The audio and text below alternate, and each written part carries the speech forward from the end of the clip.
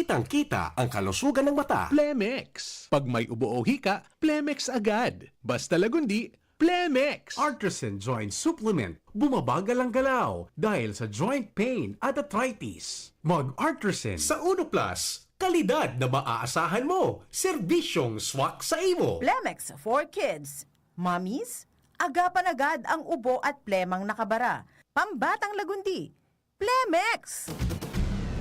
Mga tugang, iskaramusa na sa DCGB! Iskaramusa na sa DCGB! Escaramuza, istorya sa kakanan, mano-mano sana, Marina, intra na sa Escaramuza.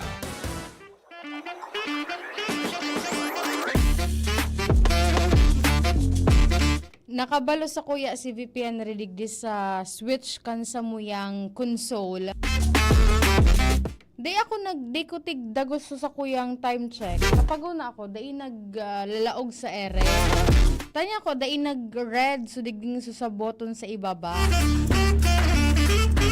Ito palan, sabi ni Kuya Jun nga sa kuya, sa muyang technician po digdi naka-duty. Pundido na nga yan. Sabi ni Amara, pag wala lang nga mama nga battery. Maray na pagkaudto na po sa gabos na nakaantabay sa indang mga harong. Kumusta po, tabi ka mo? Ano lamang tabian sa indong panguduhan dyan? Sa nag-aapot po kung kumusta ako. Kaya na pong luway-luway yun. And sana po duman sa mga nagka-arafektaran, halos gabos man po kita nagka-arafektaran kan bagyong uwan. And sana para rehas man po kita nasagod sa nguyan, wala pa po din supply nin kuryente sa tuyang mga residensya. Kami dyan sa southern part ng Legazpi. Medyo mahaloy-haloyan ka. Pero sabi ni Ate Ange, relax lang nga yabi ngayata. Magkasurog po ngayon sa tuyang ngayang linya. Data man pa ding padali-dalion and mga linemen ta po digdi dahil ta kuryente pa po ubaga iyan. Daiman iyan basta-basta na sanang ikakarabit dyanin basta-basta. Kaya halat-halaton ta po na magpaluwas man ni na anunsyo at the same time abiso na Albay Electric Cooperative kun nuarin posible po tabi na maibalik naman ang sa tuyang kuryente dyan po sa indong mga lokasyon. And antabayan nindo pag 9 a.m.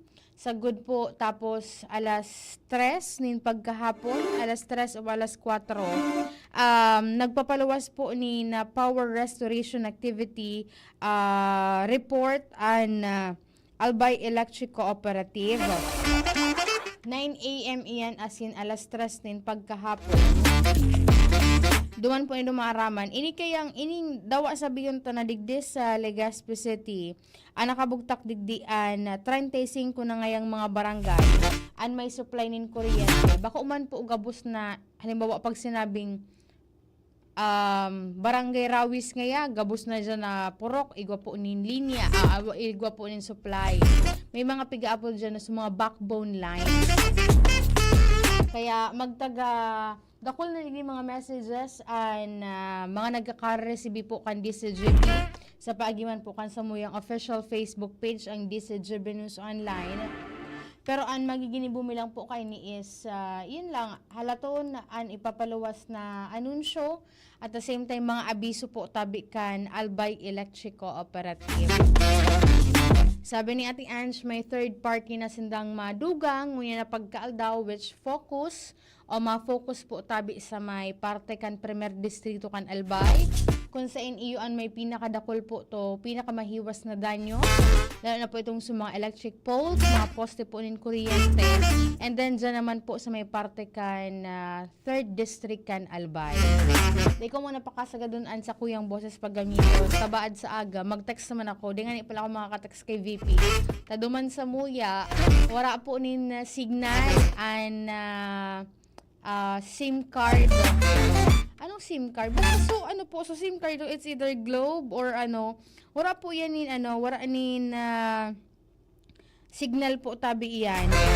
Kung igwaman, dipisilu nun tabi hanapon iyan. Maluwas ka, mahanap ka ki espasyo. Tapos pag nagdadial ka na, ongoing na sa pag-upload mo sige sa technical, mawawara na sana. Kaya ang pag-asa mi duman, ta may solar man, kay puhan mag-ipon, pag ngunin maghapon, arab kay ini medyo mainit.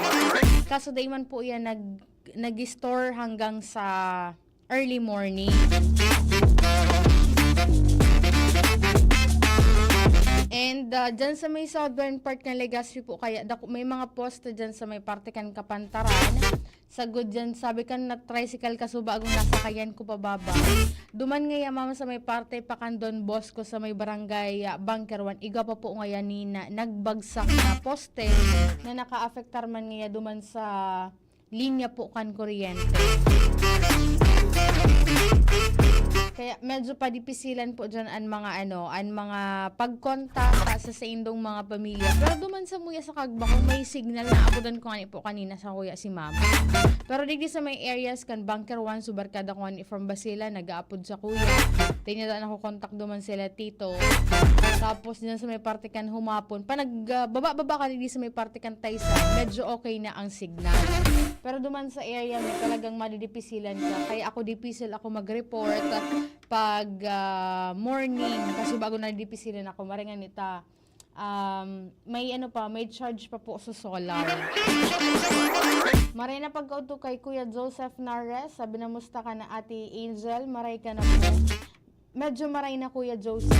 Kay Kuya Homer Realista Lola, nakaantabay po ngunyan. And then kay Sir Edwin Magalona, watching from Manila. And ipagpasalamat na po dahil despite ka itong paros at the same time itong ura na experience taligdi na huruhalawid wara po ni na irehistrong casualty digdi po sa probinsya kan Albay. Dakol-dakol lang po ang nadistroso dyan po sa parte ka na Katanduanes. Nagkahiriling ko kuya dyan sa mga videos.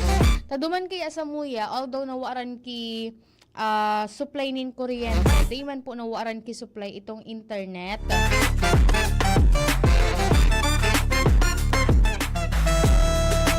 Kaya nakaka-monitor man giraray ako kan mga pangyayari di sa tuyang palibot. Kaso hapon nga although Sunday and Monday nagtatuwang na ako sa posting. Yung nga ni iyan, dipisal talaga itong signal. Sabi ni Joshua sa kuya, ako nga ni ngaya ate, maski nasa nasa Daraga, mabalik niya ako sa stasyon para mag-connect sa wifi. Tadipisal ngaya an data connection. Halos duman kuya Jun, so mga bubong na sanakan haron, ang mga nagkakahiriling po tabi dahil sa pagbabaha. And then talagang mahiling mo sa storm surge na dagiton po talaga su balod.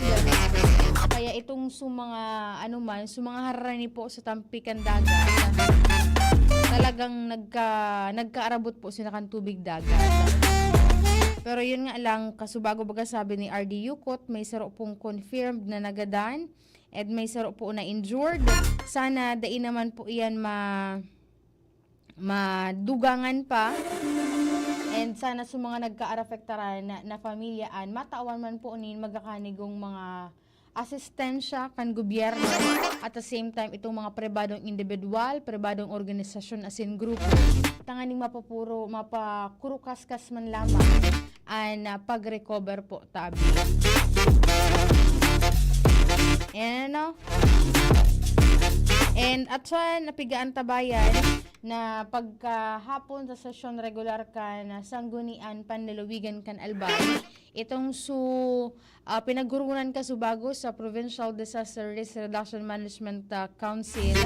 Pinanginotan iyan ni Albay Governor Noel Rosal na hinagad ni Albay Governor Noel Rosal na ipairarom sa state of calamity ang probinsya kan Albay matapos po ang mahiwasan na danyos na iwinalat po tabi kan Super Typhoon Uwan sa probinsya.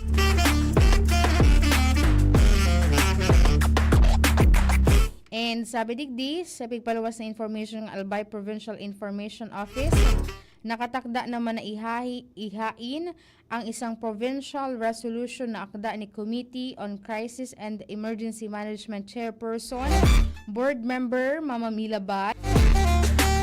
Ngunyan po tabi na 17th regular session kansang guni ang panlalawigan kan Albay.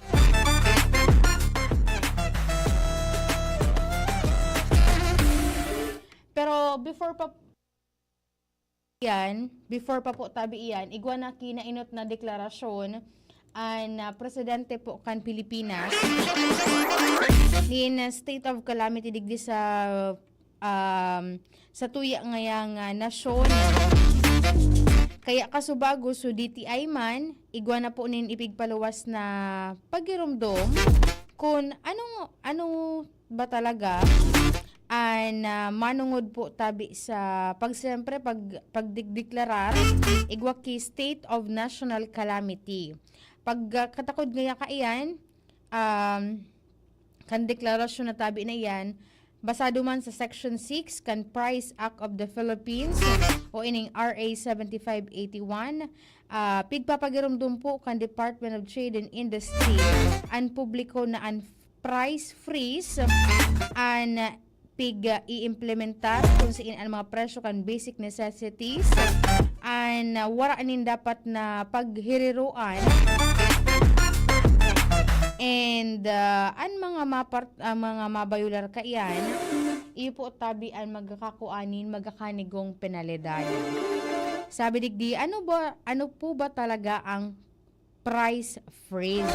Sabi digdi, ang price freeze ay ipinapatupad kapag ideklara ng presidente ang state of emergency, state of calamity, disaster, state of rebellion, state of war, suspension of privilege of writ of habeas corpus at martial law. Ito ay epektibo ng 60 days para sa basic goods at 15 days naman sa household LPG at kerosene.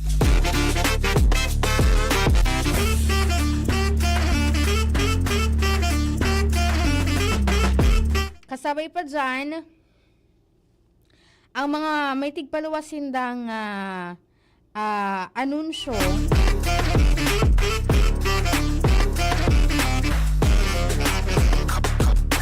na kung ano itong mga kaibahan na produkto duman po sa basic necessities na covered po tabi kan price freeze. So ibig sabihin wala dapat po ni na magiging paghiro sa presyo sa sharing ng mga produkto araw po tabi kang canned sardines, processed milk, coffee refill, itong detergent laundry soap, mga kandila,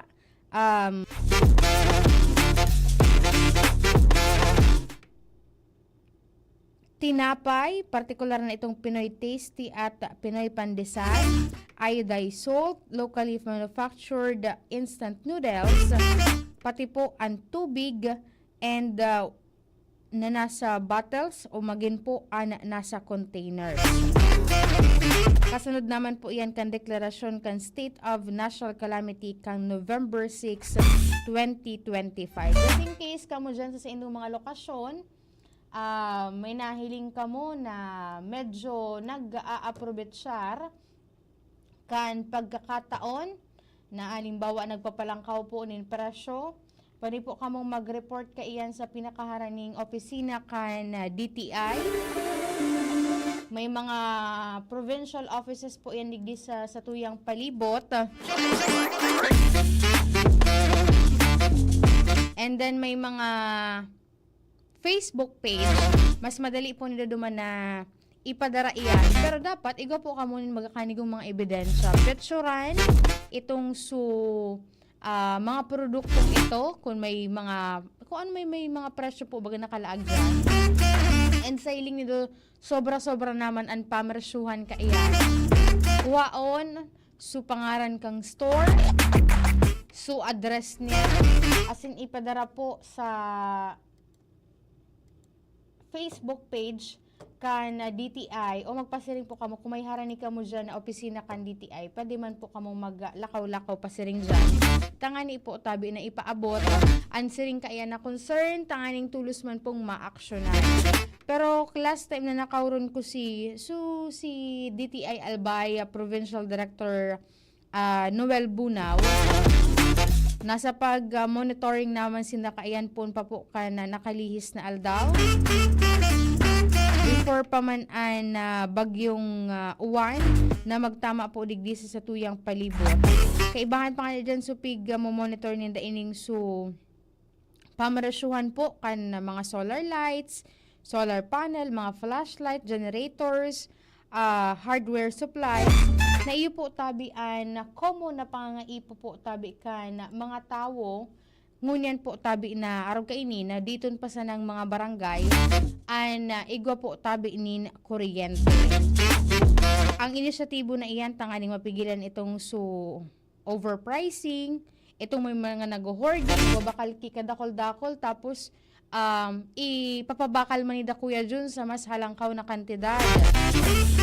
As in, iba pa itong mga bako patas na mga aktibidad kan sa tuya pong mga negosyante digdi sa tuyang palibot.